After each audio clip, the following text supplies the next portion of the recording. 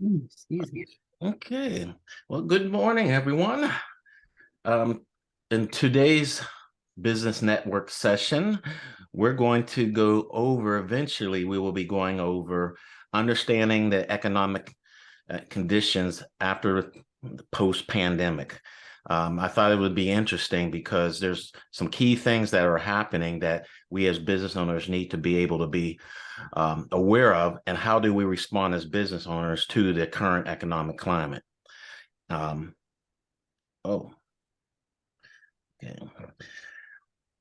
Okay, yep. So as we go over understanding those things, we're going to take some time, have a discussion, and then develop some strategies of how our businesses can respond to the current economic climate post-pandemic.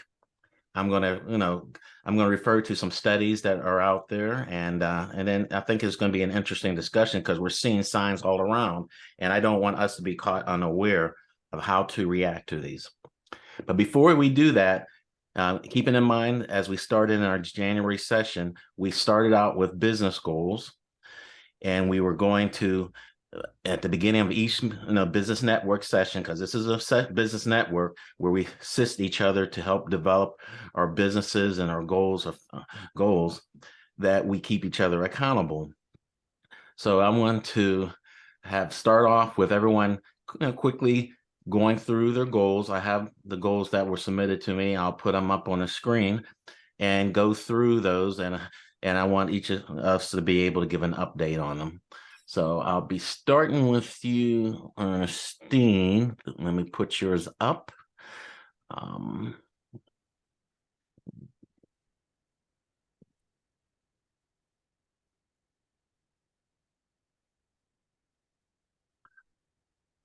Okay. Let me go share.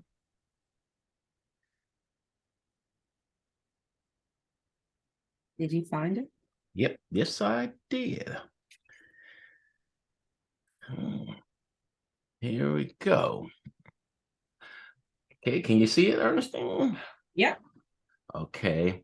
So what I want you to do then is go through and start with your business one goal, and then we'll go from there. Okay. So the first goal was to just be more proficient with the Microsoft Excel. That was my pebble because we're going to make it the big boulder with everything else like Word and PowerPoint. So this, I would say that I'm definitely on track. The goal was to watch this YouTube video on how to actually navigate through Excel. And I've done 2 sessions on my own since we last met. And I also did a session with one of my lead reps that struggles with Excel like I do. So again, although I gave this a time frame of April 31st to be done, I'm pretty sure I'll get done before then. I have really enjoyed the session. I've learned a lot. And my thing is just practicing. I do a lot of use a lot of spreadsheets at work. So whenever I'm in one, I kind of take a little time just to apply some of the new techniques that I've used through this little course. So it's really good. I shared the course with her as well. So like I said, I'm on course with this. I absolutely am liking Excel even more. I got this big project that's actually due on Monday or Tuesday whenever I get done with it. But I set up, because of this Excel, just the training that I've been taking with Excel, with this YouTube video, I now have it set up, so all I have to do is plug in numbers. So it won't take me 4 to 5 hours to do it. It'll probably take me about an hour to do it. So it's already becoming very beneficial for me. So that goal is on track. Okay. Okay. That one's good. Goal number 2. Oh, Oh, sorry. yeah, Okay. business goal number 2. Well, what had happened was, so this one, I didn't even get started with it, to be honest. So I'm gonna have to adjust that time frame, because my time frame for this one was February 10th, which was yesterday. And this was just to develop a um, a tool for my customer service agents to be able to understand American terminology for routine services. This is the one that I had to make the adjustment on. My M, which was the measure, I didn't have the right measure there, because I was going to have my managers and my peers measure the actual grid that I would come up with. But the measurable part that you shared last time, that you suggested, with how do we measure that the actual product was going to be beneficial for the agents. So that's the piece that I needed to update.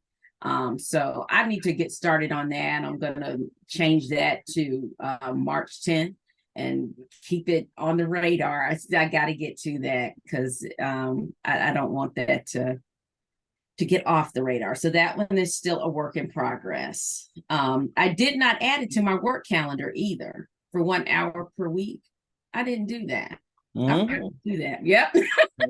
Got that. Yeah, I have to. Yeah, without that, I'm going to have to do that, because I actually have that set for the first business goal.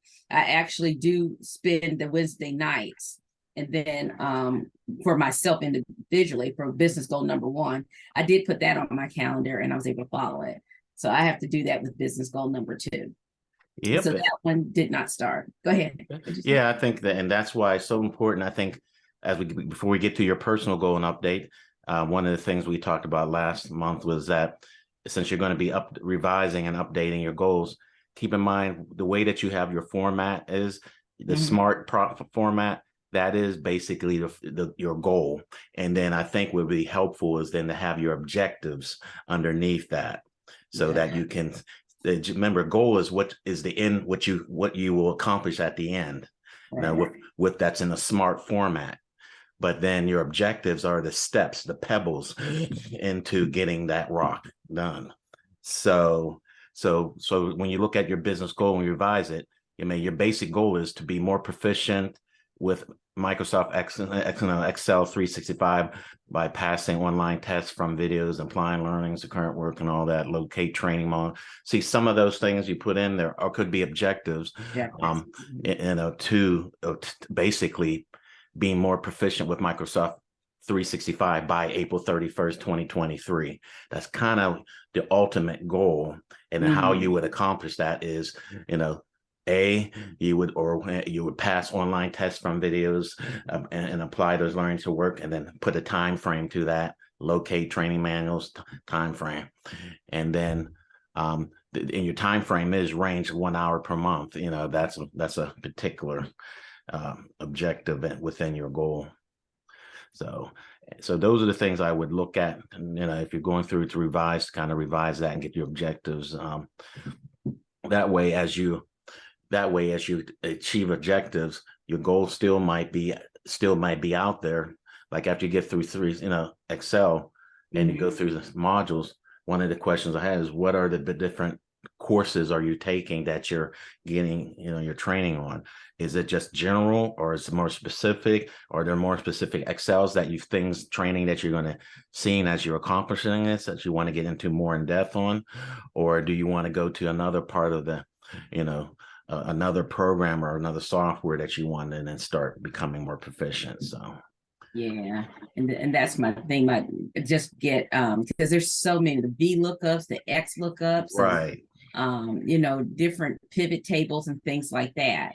I just want to be, again, just very knowledgeable in all of those. So Excel, and there's so much out there, and to be able to take all of those courses and get what I can for free instead of having to go all the way to college and spend money and do it. That's what I'm gonna do. So, and then from there go to the PowerPoints. Okay. Yeah. So that's one of those two things.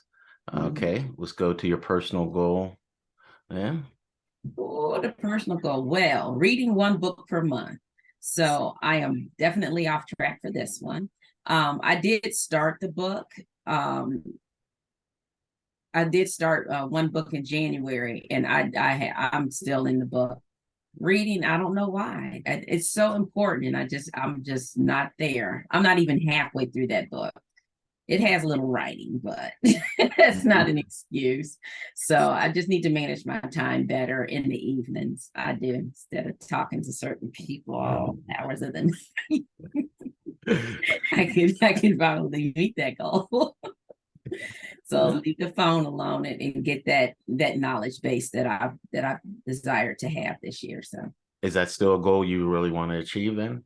yes, Okay. absolutely, because I won't be able to get the knowledge that I need in order to go forth in the different areas that I'm invested in, like the diversity training, or even teaching Bible study. There's so many different. I just want to increase my knowledge in those various areas. So the book that I'm dealing with right now deals with diversity, and I want to be able to have different angles when I meet with my group. And share what I've gotten from these books. So the more knowledge, the more power. And plus, I'm just interested in different, different topics to learn more about. Okay. All right. Let me go over. Let's see my goals here too.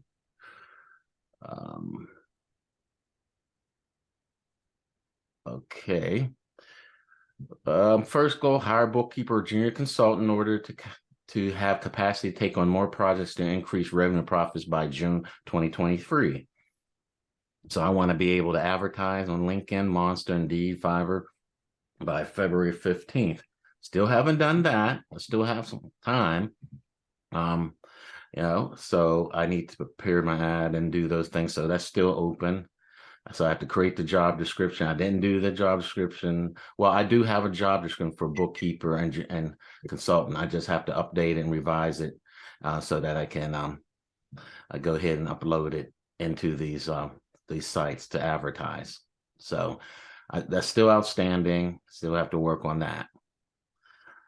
Obtain executive coaching certification by December 2023.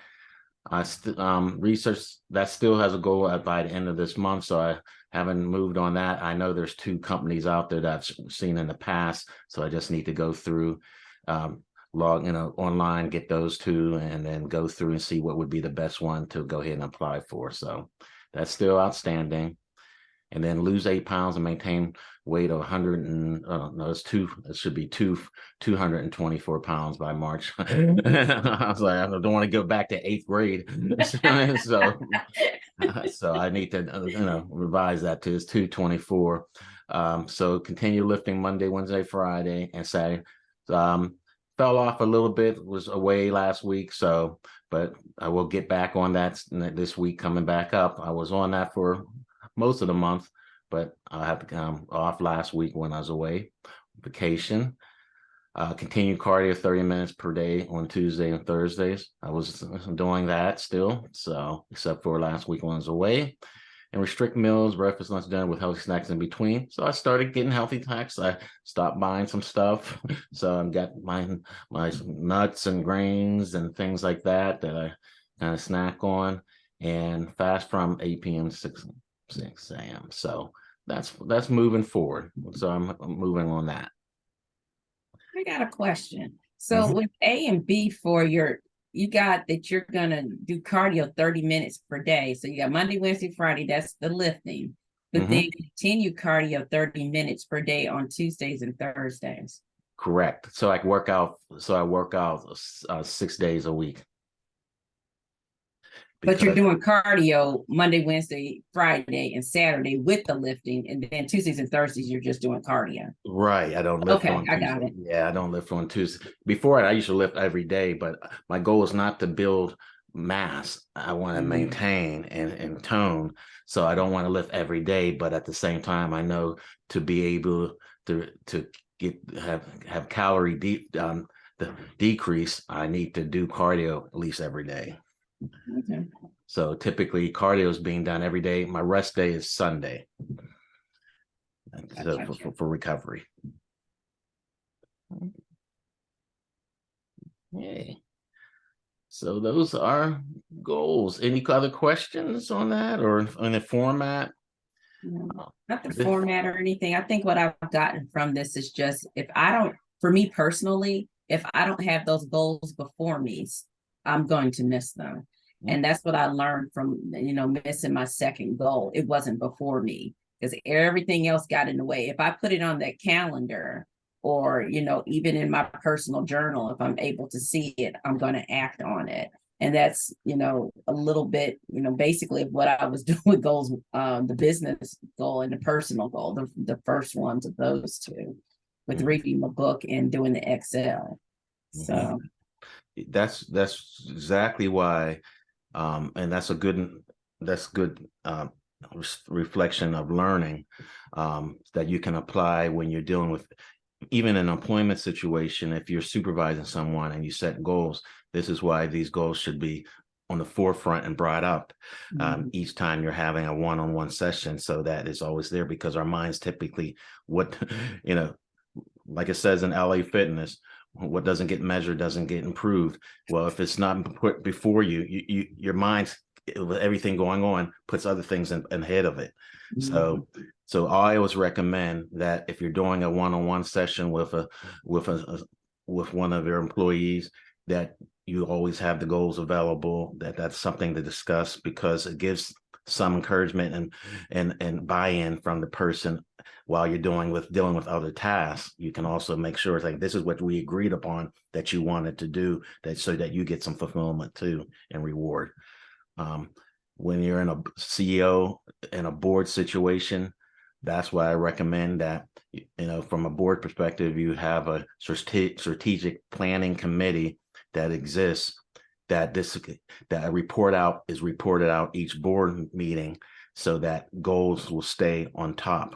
Because if not, if it becomes a paper rate, there's no direction. And so once again, all the effort that you did to develop goals gets lost, because you're just going to be playing it by ear anyway, versus taking a strategic approach. So if you do a board CEO situation, CEOs should make sure that they have a strategic planning committee, that the board can monitor these goals, because typically the CEO is evaluated based on the goal performance that they agreed upon. So you want to make sure that the board and the CEO are aware of that, each opportunity for that. And if that gives you opportunity to modify and revise, because I don't want this to be a chain around someone's neck.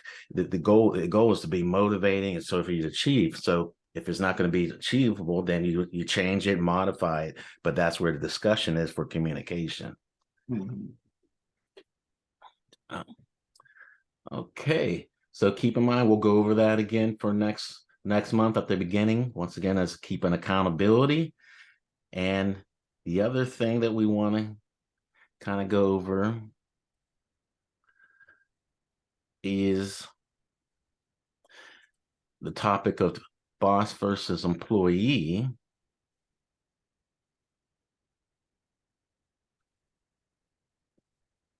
Oops. Let's see here. Okay. One of the interesting topics that have come up is that, because part of my business that I get asked from clients is to help build finance staff for organizations, because most individuals who are looking for financial people don't have the detailed understandings of what it takes from a financial perspective. They're very strong in operations or running an organization or doing services or programs, but how do you evaluate whether or not a person's financially competent to be able to assist you and provide that information that's necessary for you to make decisions? So I get a lot of requests to interview, evaluate financial personnel. And one of the things that I noticed was that when we're looking for financial personnel, we're used to take typically 3 months to hire somebody into a position. And this is just for even accounting level positions, let alone controllers or CFO level individuals. It's taking now, that 3 months is now taking almost a year to go through and screen individuals to see if not they are competent enough to be able to provide the support that you need. And what I've found out over the last 3 years, from pandemic and post-pandemic, is that there's a lot of people out there who are shifting jobs and careers, who are trying to enter into positions or to go up from accountant to a controller position, who don't have the experience. That's been a consistent thing. But because of the market conditions, you have to pay higher amount for less experienced individuals. And so, and I said, well, if that's what's happening in the finance realm, what's going on with other industries? So I went and started looking at different information out there and different studies. And there's a Brookings report that I found out there that did a study post-pandemic about what's happening out there. And they give 11 different factors out there that are happening to the economy based upon the pandemic. And I thought it would be good to go through this just to understand some of that. And then how do we respond to that? Because I can guarantee you that that is affecting our businesses, whether it be trying to find employees. We're seeing it now with groceries increasing and things like that. So we'll talk about those different things that are all around us, but more importantly, what are some tools that we have to do in response to be able to survive these different economic conditions than it was even just 2 or 3 years ago. So let's start with just looking at some of these things that the Brookings Reports study came up with that dealt with giving a summary of 11 common things that they saw from the pandemic and how things are now that have changed. So, and it's interesting. Okay, let's look at the first fact that and this is based off studying economic data. In the second quarter of 2021, so when you look at, so from an economic perspective, so that we all understand some of these things, because these things are out there, even right in front of us, but sometimes we don't really understand to be able to respond. So typically, when you look at a calendar year, January through December, that's typical of business calendar year. But you can have different fiscal years, like a lot of nonprofits have fiscal years, July through June in the Pennsylvania. And the reason being is because that is basically when the state has their fiscal year and give out their money. So a lot of nonprofits that rely on state money have adopted their fiscal year similar. But typically, most corporate fiscal years are calendar years, January through December. So when you're looking at saying second quarter of 2021, it's saying in the calendar year of 2021, second quarter, okay, quarters are January through March, that's the first quarter. April through June is second quarter. July through September is third quarter, and October through December is fourth quarter. So they're saying that by June 30th, the end of the second quarter, the GDP, the gross domestic product, that is the amount of products and services that are produced by a company or by a country, typically. So they evaluate all these countries and how much they produce out on an annual basis or a period of time. They evaluate that to see if an economy is growing. If the GDP increases, that means that economy is thriving and it's growing. If it's decreasing, then it's starting to decrease, then it's slipping into what we could be a recession or a depression, meaning that you're not selling as much as you had in the past, and therefore, if your economy is based on selling things, that means less revenue, less money is going to be available. So that's one thing important to note: is the economy thriving? GDP would be increasing, or is it decreasing? What's interesting on this fact one is that it's saying that GDP, or gross domestic product, has returned to pre-pandemic level. So they're saying that, when the pandemic occurred and was shut down in factories and all the different businesses and services, okay, that was a downward of GDP. However, they're saying now, as just by June 30th, as of 2021, the amount of production that was taking place prior to the pandemic has stabilized. So we're producing as much as we had been producing before the pandemic occurred. So if that's the case, those levels are the same as far as what we're trying to produce out. That means we need the same level of employees and all that in order to maintain that. But then let's go to fact two that's happening. So you have the same level of production that needs to be made, but there's a sharp decline in employment. Okay, so you have the same level of production that needs to be made, but you have less people to do that production. So what does that tell you? What's going to happen on the cost of getting employees?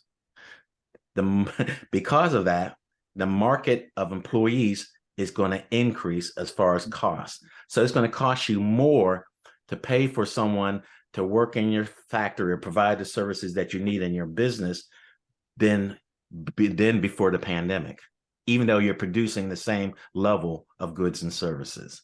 It's more expensive to hire someone now than it was 2 or 3 years ago for that same job. So keep that in mind.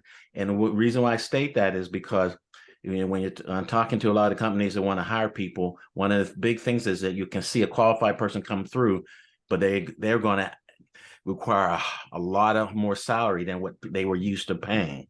And then typically want to pass on that because they're thinking, I don't want to pay, when I paid $60,000 2 years ago for this position, I don't want to pay $75,000. But the reality is, based on the economic conditions, you're going to have to pay that $75,000 for that same $60,000 position 2 years ago because the pool of people who are willing to work has dropped. Mm-hmm. And I was looking at it from the standpoint of overtime because you have less people, you're trying to get people in, but the ones you do have, you got to put out even more in order to be stable, to pay out more for those that are willing to work overtime. Exactly. That means you have to, so in order to keep those levels of employment going or hours to be able to produce those levels of goods and services, you're going to have to either hire more people, for that same job, or pay more for that same job, or increase, like you said, overtime if it's an hourly position to be able to make that up. But when it's all said and done, it's going to cost you more than it did 2 years ago for the same thing.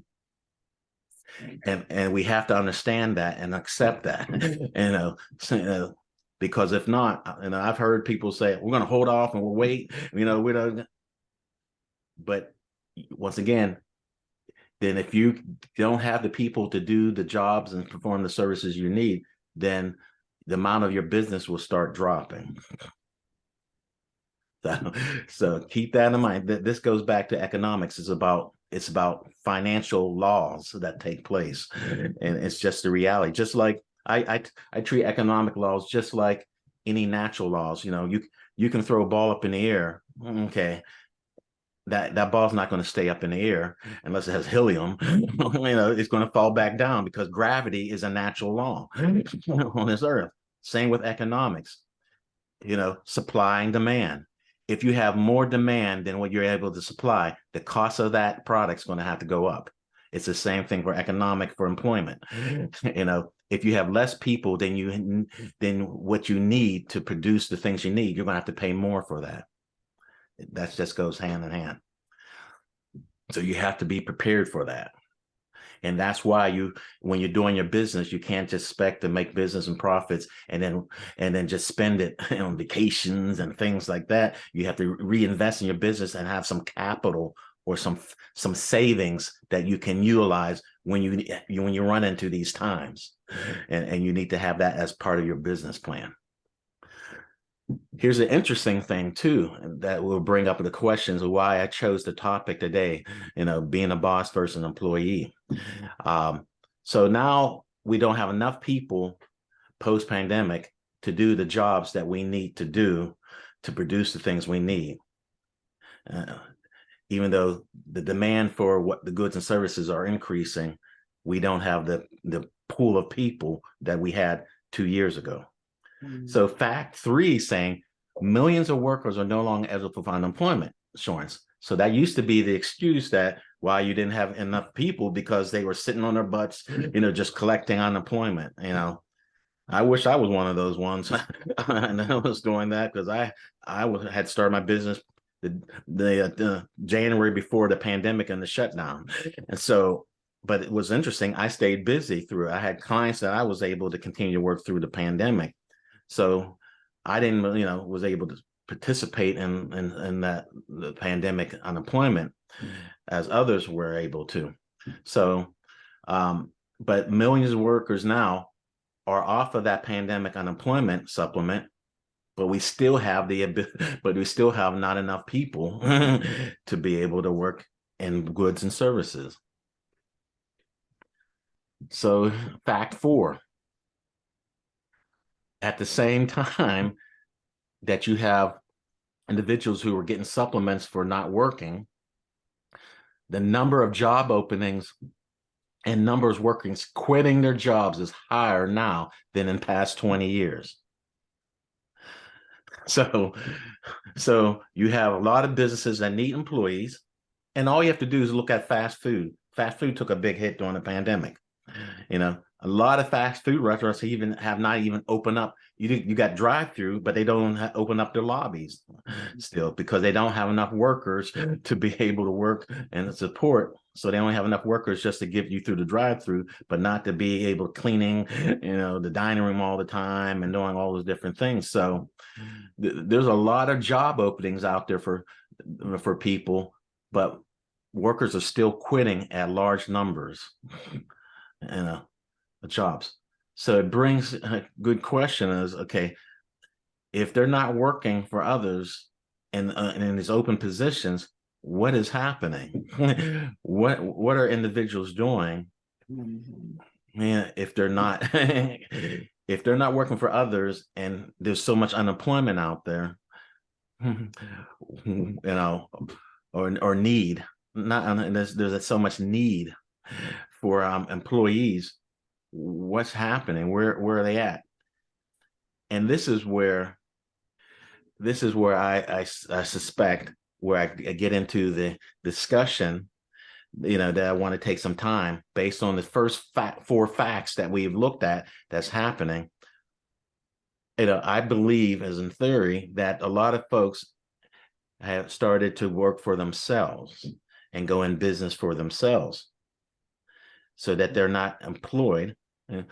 I was a good example of that. I went in business for myself prior to the pandemic and still maintained that afterwards. So I'm not, quote, employed on the roles, but at the same time, I'm in business for myself. So, and I think there's some other studies and statistics that said that during the pandemic, a lot of people changed careers. They started businesses for themselves, I think, because they had to survive, because they couldn't necessarily work during the pandemic. So I think that's what's happening.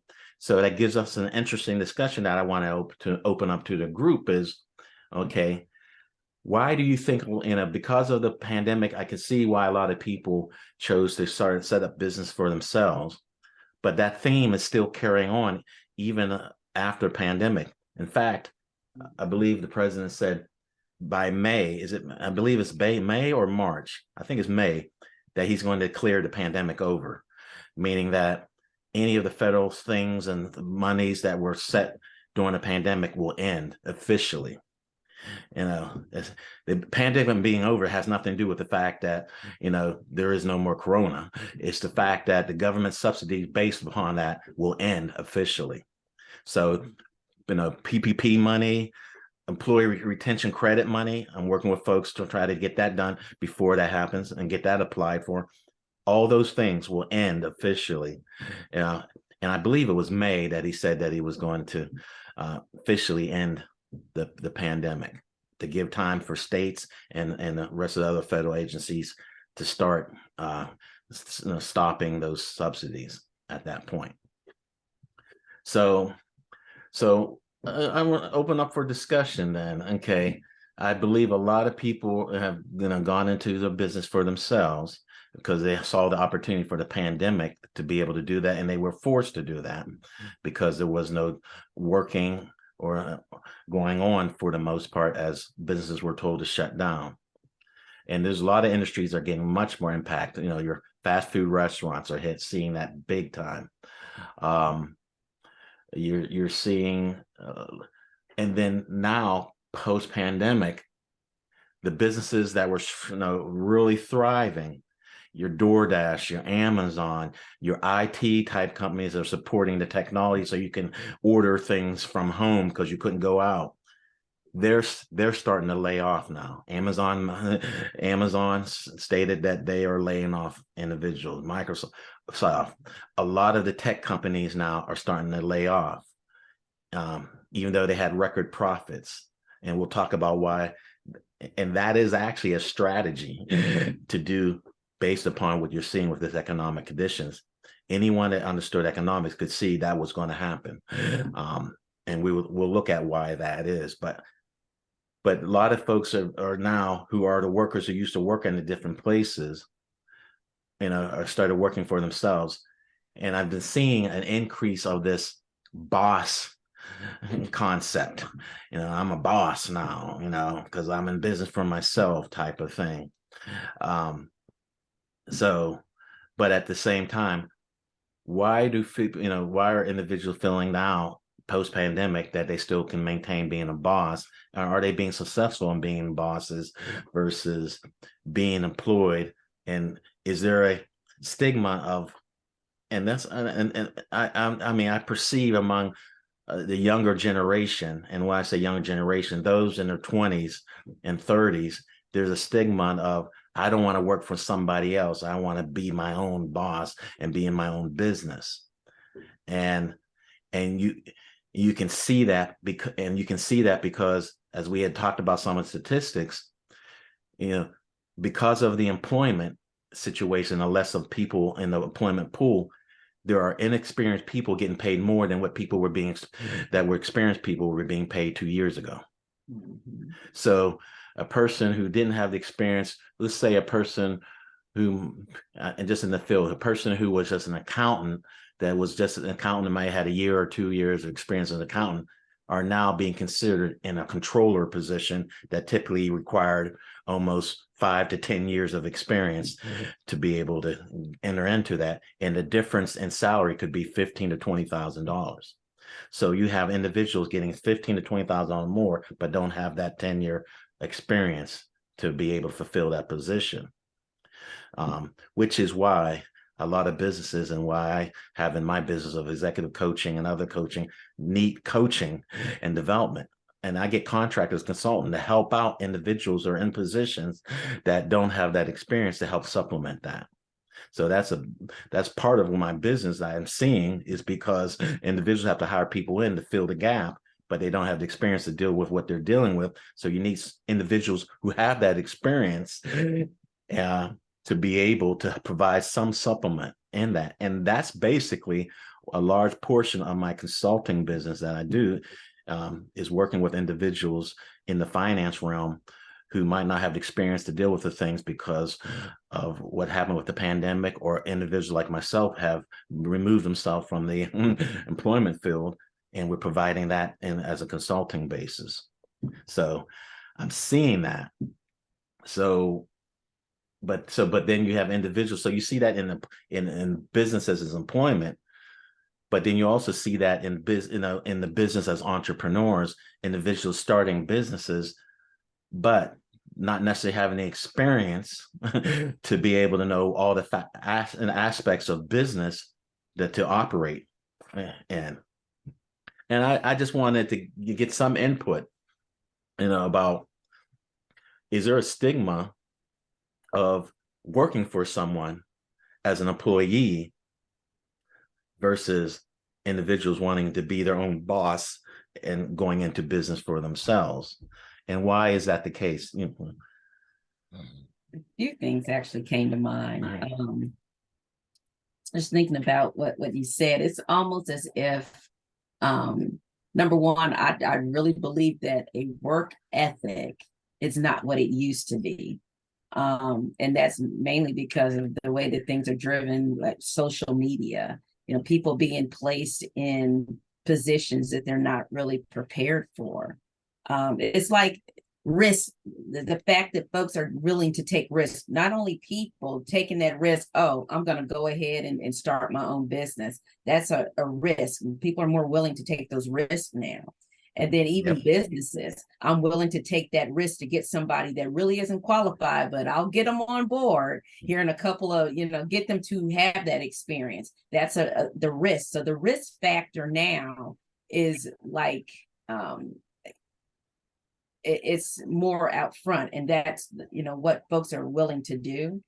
As far as the stigma is this generation, going back to what I was saying before about the work ethic, you didn't hear too much back in the day, 20, 30 years ago. Oh, I'm just going to go ahead and start my business. It wasn't like the big thing that was out there, the big thing to do.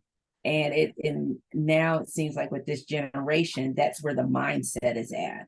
Let's get that degree, and then let's go out here and get this big job. And then if that doesn't pan out, okay, here I go. Let me go ahead and take my risk and do my own thing. And it's just, I think it's just a sign of the times as well. Yeah, I agree with you on that. I think part of it goes back to the current generation that are running businesses that for employees has forced individuals, especially younger folks, to look at this and say a lack of trust. Because look what happened. We had a pandemic, and many of them didn't have anything to rely on because they were working for others, and those businesses shut down or closed. And then they didn't provide any support for that person. So I can understand if I'm coming up and I was one of those individuals who were working for a place that shut down, and all I got was the government subsidy. A lot of the subsidy for those based upon the level of where people were getting paid at didn't cover everything.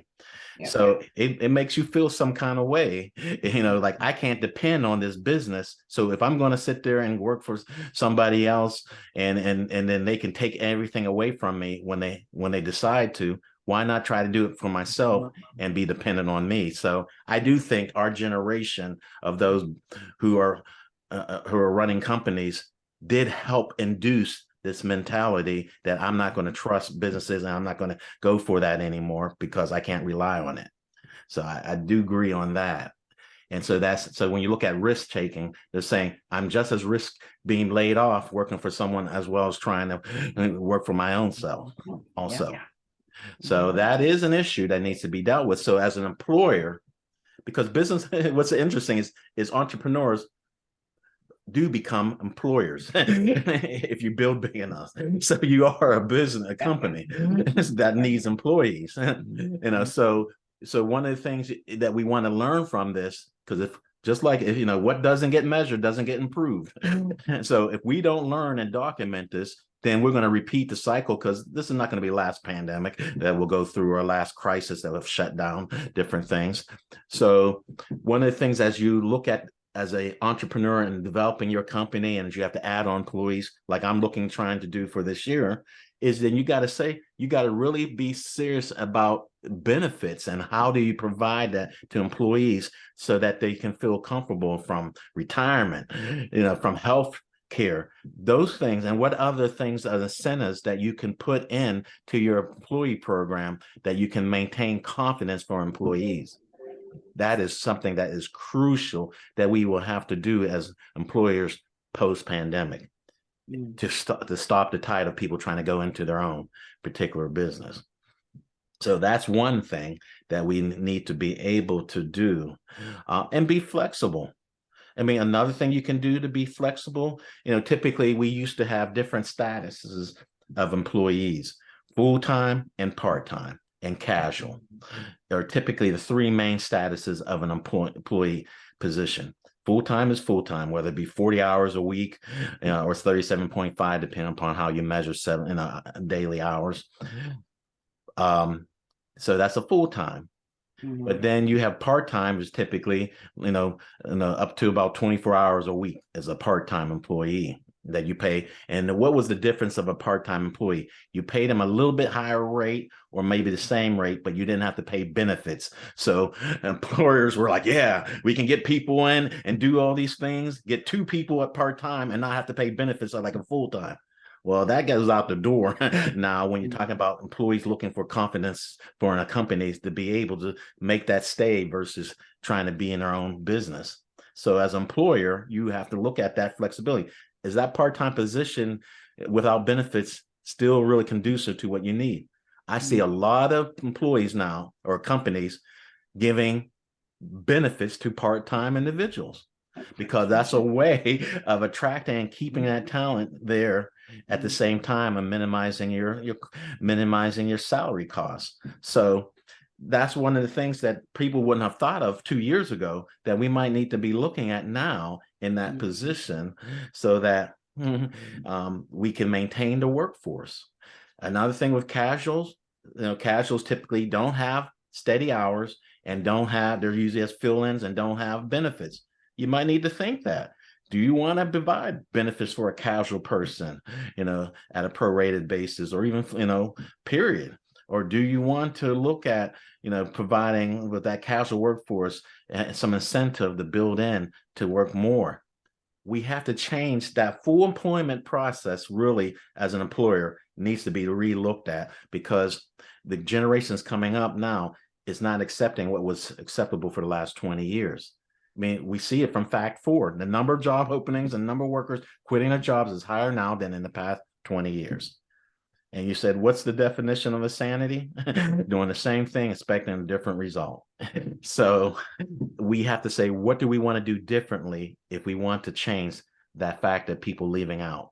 Okay. So as an employer, and as we learn in this business network, we have to see for ourselves, if we're looking at expanding as an entrepreneur, because what an entrepreneur is that you set up in business and work for yourself. But the goal is ultimately, as a true entrepreneur, is that you build up what you started in your business and you typically sell it off, so that you can live in retirement or live off of it, or go and do another business, because you go, it's to build businesses and grow them. That's what an entrepreneur is. Entrepreneur is not a boss just to say, I'm a boss of myself. That's a misnomer. An entrepreneur takes something that they develop from an ideal, builds it up, and then as they build it up, they can typically sell it off. And as you sell it off, you get you reap your rewards for what you developed and built, and then you can do some other things. But in that process of building it up, it's going to require more than you.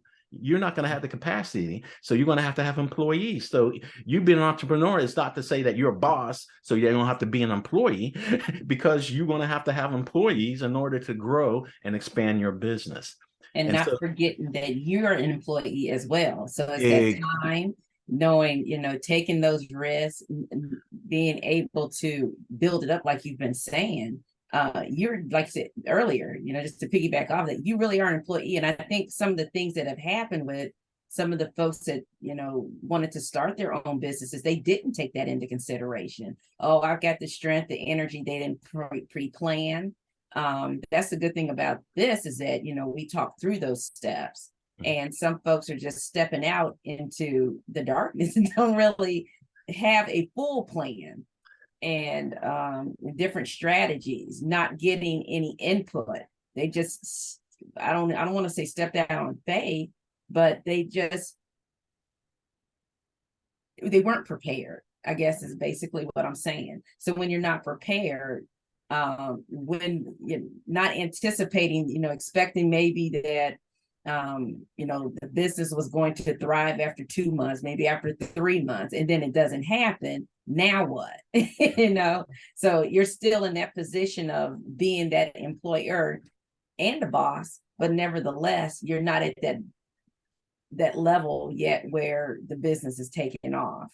And that's just in general. I'm talking in general, because some businesses have been, like yours, has actually, been successful, but you can't just go out and say, oh, well, I'm just going to leave my job and then think that, I'm just going to go ahead and start this without any planning. But it goes back to examining yourself. And this is what, as much as I want to get on employees, I get on employers, as I stated, that typically the employers have a responsibility, because I believe that the employers help seed this mindset that it's better for me to take risks on my own than to rely on someone else who's going to control me. So the employers have a responsibility in that. But then as I go back to the employees, you have to also look as that if you remove yourself from being an employee and you want to be your own boss, you need to have an understanding, why do you want to do that? Because if it's because you don't trust a company, you got to be able to understand, what does it take for that company to be stable enough to be able to provide the things that you want trust in. And unfortunately, our country's so divided, whether politically, families, you name it. People don't get to take the time to get an understanding of common ground about what exists and about the reality. Most employees don't know what it takes to run a business. And so when they step out, they're going based off, I'm going to get more pay, I'll be able to control myself, all these different things, not understanding, you have to have, you're going to be an employee of your own business, your own one employee first, before you can build and grow. So you got to do everything. You got to work hours. You got those same things when you were working as an employee for someone else. They say you got mandatory overtime or shifts, and you have to come in. That is, when you become an entrepreneur, you're 24/7 period. And you're not going to get paid for that. And you're coming in with your own personal experience. And like you're saying, well, what about the financials? What about, you may be able to keep up with a checking account, but what about the laws? What about the taxes and those things? You got to think about those things too. So it was interesting, because when I was being a CEO of a company, I was employed, and I was employed, but I was a CEO of a company. You still get this, you get to see a lot more. A lot of employees will say, if they see money coming in, they don't understand where all that money goes to. They don't understand that you got to pay liability insurance. You have lawsuits you got to deal with because of your product or services based on what employees do.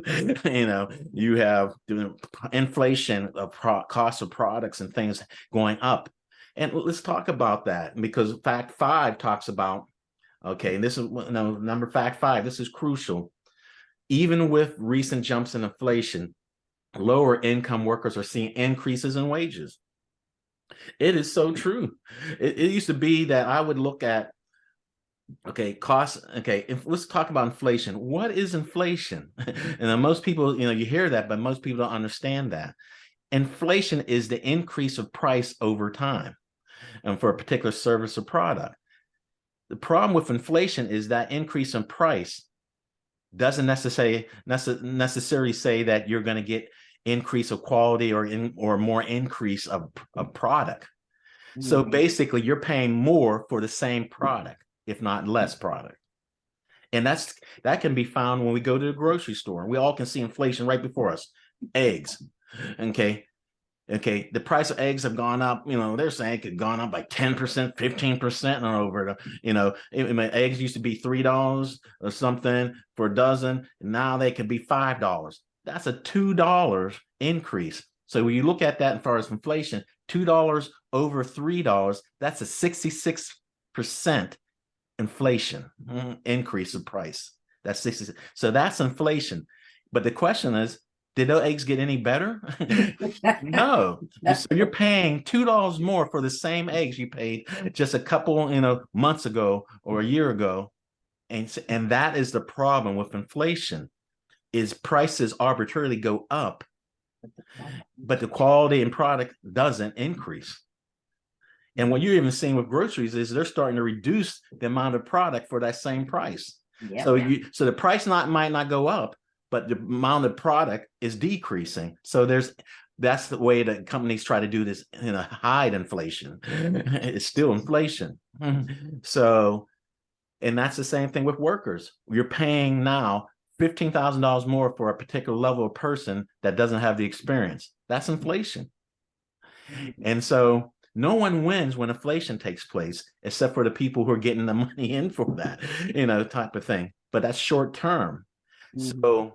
So as a company, if you have need for, and this is why I want to use this with inflation, the lack of employment, lack of workers available, this is the response, and this is the typical economic response for companies then. You can look at the economic textbook and it will tell you this.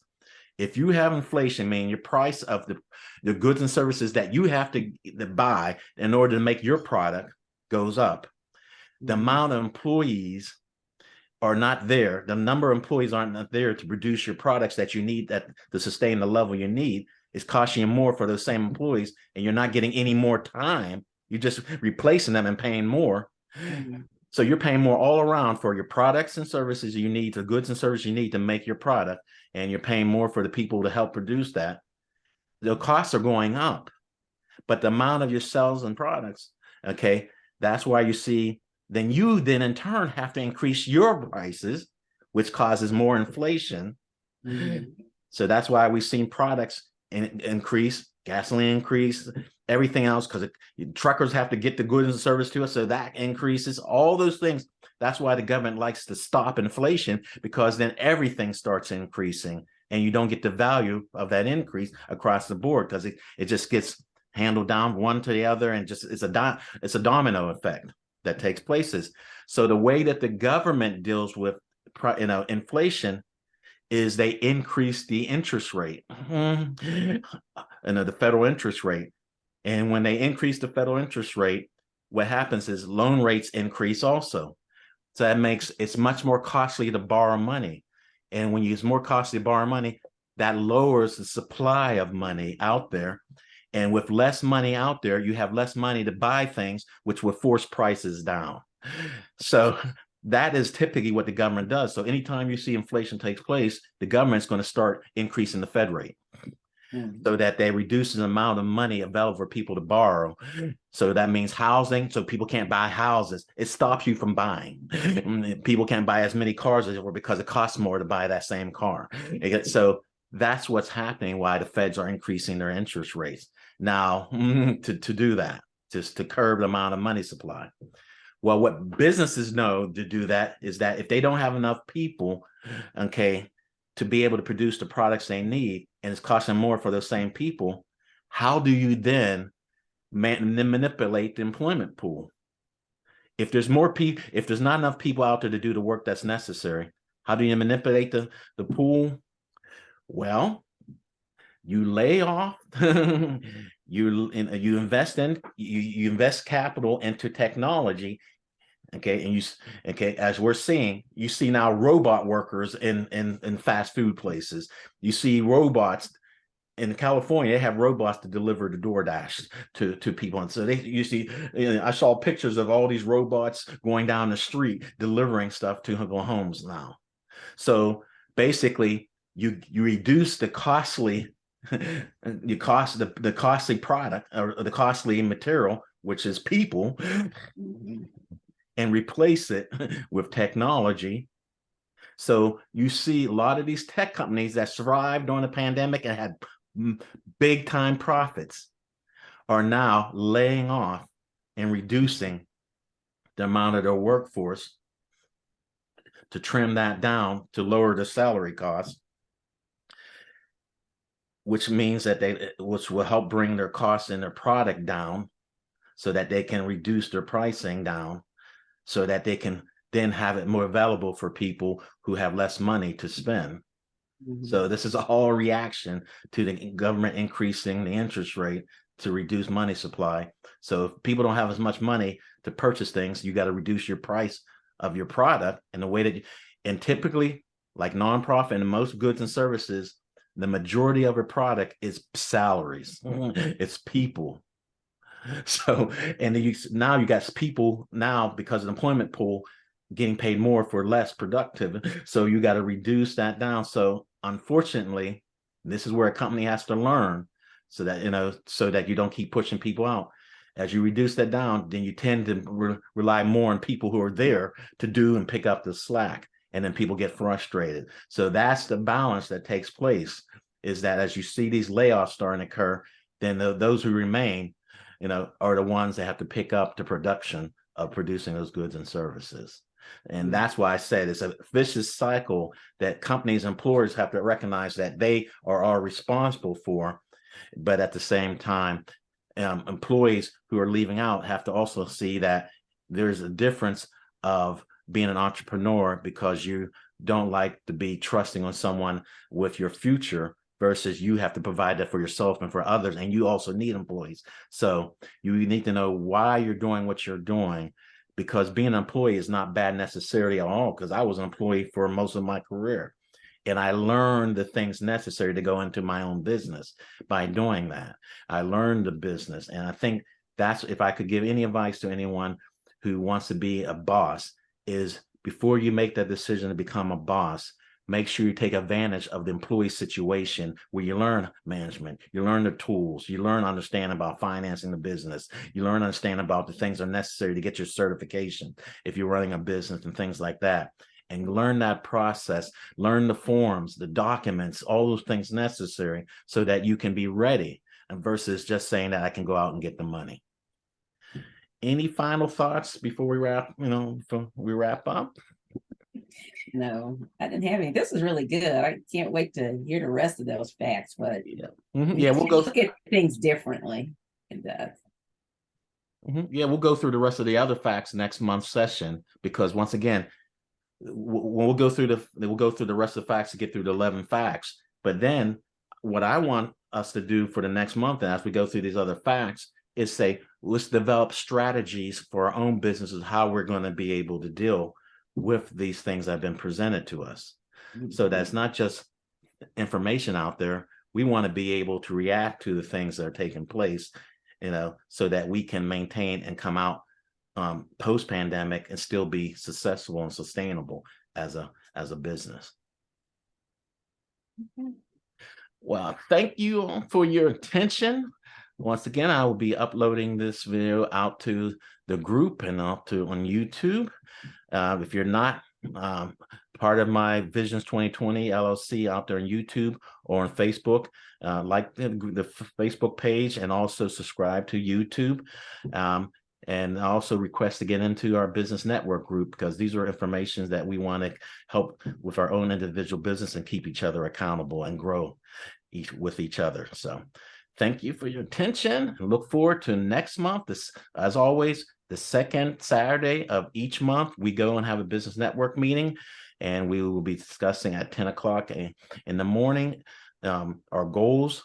We'll finish up the last facts on the post-pandemic economic conditions, and then we will look at developing strategies for our businesses going forward. See you then. All right. Thank you. All right. Bye-bye.